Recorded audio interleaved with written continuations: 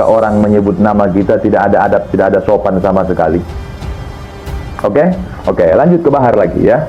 Jadi di situ Bahar membuat perbandingan antara Kiai Imaduddin dengan Mbah Hasyim Asy'ari. Itu adalah perbandingan yang salah.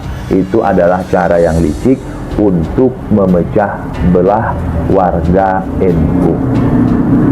Jangankan dibandingkan dengan Mbah Hasyim Asy'ari ya, dengan Ketua Umum PBNU aja, Kiai Yahya Khalil Stakuf, itu lebih masuk akal kalau mau dibandingkan. Tapi bagi orang yang berakal sehat tetap gak bisa. Kenapa? Kenapa lebih masuk akal? Karena Kiai Yahya, Ketua Umum PBNU, di situ menyindir sedikit tentang fenomena yang lagi viral sekarang. Indonesia sejak dulu kala tetap dipuja-puja bangsa. Di video yang lama saya udah bilang ke Hanif itu, Bang Hanif, pakai adab, sopan santun. Kiai Imaduddin itu jauh lebih tua dari Anda. Kalau Anda tidak mau manggil Kiai, panggil Ustadz Imaduddin, Haji Imaduddin, Pak Imaduddin, atau apalah gitu. Tapi tetap di yang kedua itu bingkisan lebaran untuk Imaduddin Usman, tanpa ada embel-embel ya. Jadi wajar dong saya curiga kalau itu ajaran khas mertuanya yang bernama Si Rizik ya. Saya lagi coba praktekkan itu ya. Begitu juga dengan ajaran Si Bahar. Praktekkan di situ bukan berarti saya pegang teguh ilmunya. Supaya apa? Saya pengen supaya mereka merasakan, bagaimana sih rasanya ketika orang menyebut nama kita tidak ada adab sopan sama sekali. Yang selama ini mengklaim sebagai cucu baginda Nabi, tetapi akhlaknya sangat jauh panggang dari api. Perkumpulan para habaib ngomong kayak begitu tuh seolah merendahkan Gus Habib Hussein, dan ada yang ngomong itu enak jadi Habib di Nusantara di Indonesia. Ini jadi banyak muhibin. Jadi saya mikir keras di sini. Kita sebagai orang Indonesia mencintai keturunan baginda Nabi atau setidaknya yang mengaku keturunan baginda Nabi. Oke, lanjut ke Bahar lagi ya. Jadi di situ Bahar membuat perbandingan antara Kiai Imaduddin dengan Mbah Hasyim Asy'ari. Itu adalah perbandingan yang salah. Itu adalah cara yang licik untuk memecah belah warga NU. Jangankan dibandingkan dengan Mbah Hasyim Asy'ari ya, dengan Ketua Umum PBNU aja, Kiai Yahya Khalil Stakuf, itu lebih masuk akal kalau mau dibandingkan. Tapi bagi orang yang berakal sehat tetap gak bisa. Kenapa? Kenapa lebih masuk akal? Karena Kiai Yahya, Ketua Umum PBNU, di situ menyindir sedikit tentang fenomena yang lagi viral sekarang. Ya, tentang fenomena yang lagi viral sekarang. Ada orang katanya dengan penelitian ilmiah meragukan nasab para habaib, terputus selama sekian ratus tahun. Di situ ada omongan itu dari Kiai Yahya. Berarti tujuan dia, maksud dia adalah kepada Kiai Imaduddin. Nah, itu harusnya lebih masuk kalau mau diadu antar pendapat, tapi tetap tidak bisa. Kenapa? Kiai Imad main di ranah ilmiah, Kiai Yahya tidak di ranah ilmiah, berdasarkan husnudzon, baik sangka, dan itu sah. Jadi kalau mau normal, ataupun kalau kata Si Bahar, tawassut ya, tawassut, tidak pro sana, tidak pro sini, tawassut, tawazun ya. Bahar, kamu kalau mau tawassut, kamu kalau mau tawazun, harusnya begitu. Ada orang ngaku sebagai NU, kemudian membuat risalah ilmiah, membuat penelitian ilmiah tentang diragukannya nasab habaib. Dan sampai sekarang secara ilmiah belum ada yang bisa mematahkan argumen tersebut. Karena belum ada yang bisa mematahkan argumen tersebut secara ilmiah, ada referensinya, bisa dipertanggungjawabkan, maka sampai saat ini itu masih benar. Dan luar biasa penghormatan kita kepada mereka-mereka. Ini salah atau tidak? Ini mengundang murka Allah atau mengundang rahmat Allah? Kira-kira karena impact-nya Satu kali lagi membuat para habaib ini kayak gini.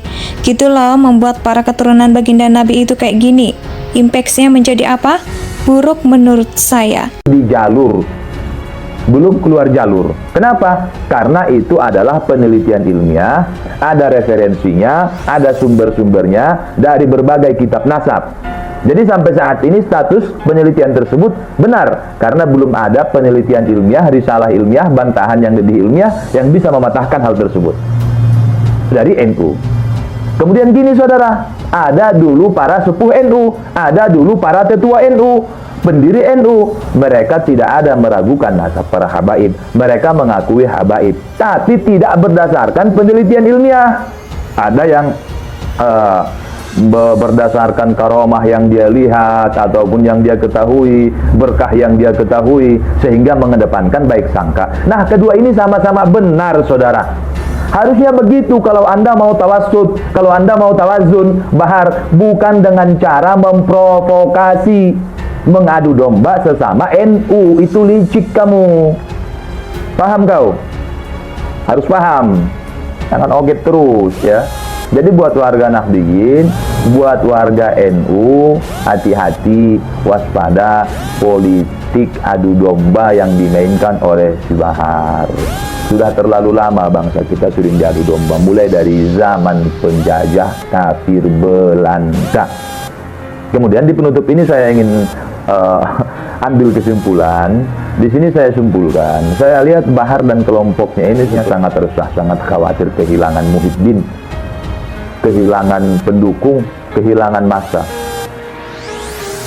Seolah-olah yang dikritisi secara ilmiah oleh Kiai Imaduddin ini cuma Bahar, Rizik, Hanif dan kelompoknya. Padahal habaib itu bukan cuma kelompok mereka, bukan cuma ada di Indonesia, di seluruh dunia. Tapi nggak kayak mereka hebohnya. Ada apa? Takut kehilangan. Takut kehilangan massa. Takut kehilangan pendukung. Ya. Dakwah nggak seperti itu. Dakwah itu tidak seperti itu. Dakwah itu bukan untuk cari massa. Dakwah itu bukan untuk cari pendukung. Bukan. Dakwah itu bukan untuk cari kelompok. Bukan. Dakwah itu cuma menyampaikan kebenaran. Orang mau percaya atau tidak percaya, orang mau ikut atau tidak ikut, itu bukan tugas si pendakwah itu lagi. Bukan. Pendakwah itu bukan untuk mengumpulkan massa. Bukan. Yang penting sampaikan kebenaran. Orang yang dengar itu mau terima atau enggak, mau percaya atau enggak, mau ikut atau enggak, udah enggak urus. Itu mutlak hak Allah Subhanahu wa taala untuk memberikan hidayah kepada siapa yang Allah kehendaki.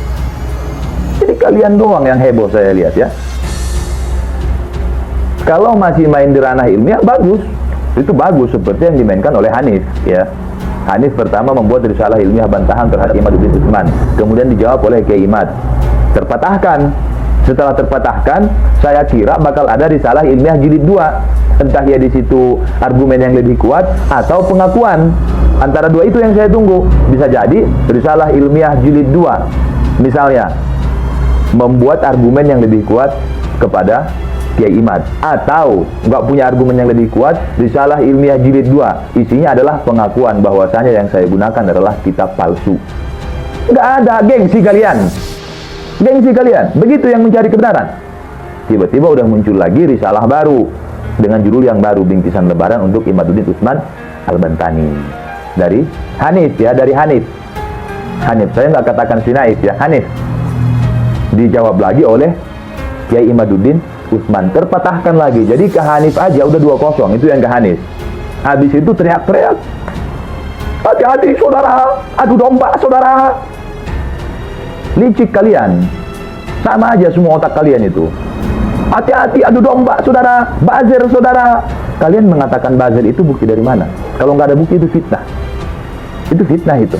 Kalian mengatakan ada orang yang ingin memecah belah, mengadu domba yang tersusun secara sistematis dan masif.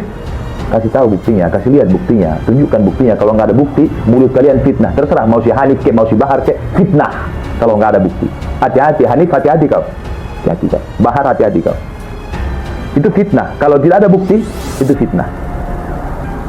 Orang-orang tidak melihat kok. ada adu domba yang sistematis dan masif. Yang dilihat oleh orang-orang menurut saya adalah ada kelompok yang ngacir berjamaah secara sistematis dan masif. Ngacir berjamaah secara sistematis dan masif. Ngacir berjamaah secara sistematis dan masif. Kemudian yang kedua adalah ada kelompok yang mencoba untuk melakukan adu domba dan provokasi secara sistematis dan masif karena kalah argumen ilmiah, takut jadi mantan Habib. Indonesia tanah air beta, pusaka abadi nan jaya.